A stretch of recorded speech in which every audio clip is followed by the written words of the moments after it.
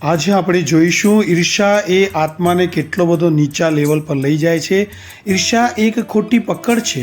ખોટી પકડ પર આર્તધ્યાનનું દ્રષ્ટાંત, દાખલા તરીકે મનને લાગી ગયું કે પૈસા જોઈએ, બસ એ પકડ લાગવા પર મન એના આર્તધ્યાનમાં રમ્યા કરે છે ને, ચિંતવે છે કે પૈસા કેમ મળે, ક્યારે મળે, શું કરું। આજીવિકા પૂરતા પૈસા વિના સંસારે નથી ચાલતું એ સાચું, પરંતુ એ જરૂરિયાત બહુ શું માગે, એનો ઉપાય ઉદ્યમ માગે એટલું જ નહીં, પુરુષાર્થ માગે એટલું જ નહીં, પરંતુ મનમાં એનો વલવલાટ પણ જરૂરી છે। શું વારંવાર એની ચિંતા એ કરવી જ જોઈએ કે ક્યારે મળે, કેમ વધારે મળે, ને શું એ ચિંતાથી કંઈ વળે છે? ધંધો, નોકરી, મજૂરી તો ચાલુ જ છે, મજૂરી પણ ચાલુ છે। જીવનનો અનુભવ છે કે નોકરી ધંધાથી અમુક પૈસા તો મળ્યા જ કરે છે। ચિંતાથી વિશેષ શું સધે છે? ભાગ્ય બાંધેલું હોય તો એટલું મળવાનું જ, ભાગ્ય નબળું હશે તો ઓછું જ મળવાનું। ચિંતા એમાં કશો વધારો કરી શકે નહીં। છતાં જીવને ભાગ્યના ઘરની વસ્તુ, પૈસા, તે પૈસાની લત લાગી ગઈ, તે ભાગ્યથી ઉપરવટ થઈને મનથી હિસાબ વિનાની ચિંતા અને આર્તધ્યાન કર્યા જ કરે છે। કેવો મૂર્ખ! અરે પૈસા તો હજીએ મોટી વસ્તુ છે, પણ જીવને બીજી કેટલીય તુચ્છ વસ્તુની પણ લત લાગે છે। દાખલા તરીકે ઘરમાં ખૂણામાં કચરો દેખ્યો, એ હમણાં ઉઠીને દૂર કરાય એમ નથી કે બીજા પાસે તરત કઢાવી નખાય એવું પણ નથી, છતાંય મન એનાય લોચા વાળ્યા કરે, આ કેટલો ખરાબ લાગે છે, કેમ આ કચરો પડી રહ્યો છે? અથવા કપડું ખૂંચમાં ભરાઈ જરા ફાટ્યું, હવે એ સધાશે તો એની સગવડે સંધાશે, પરંતુ અત્યારથી એ ફાટેલું નજરમાં આવે ત્યારે એની ખોટી ચિંતા થઈ જ આવે છે।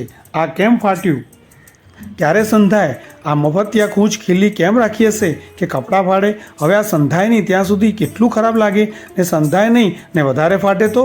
તુચ્છ વસ્તુની પકડ પર કેટલું આર્તધ્યાન થાય છે, કેવી વિટંબણા, પાપ વિકલ્પોની કેવી હારમાળા। કરોડપતિની કન્યા મળી હોય, સાથે મોટી સંપત્તિ પણ મળી હોય, એને પોતા જેવા મસોદા જેવા કપડાં પહેરાવે, એ એની કેવી હાંસી।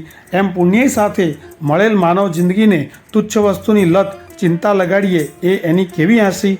શું માનવ જન્મ આવા આર્તધ્યાન કરવા માટે જ છે?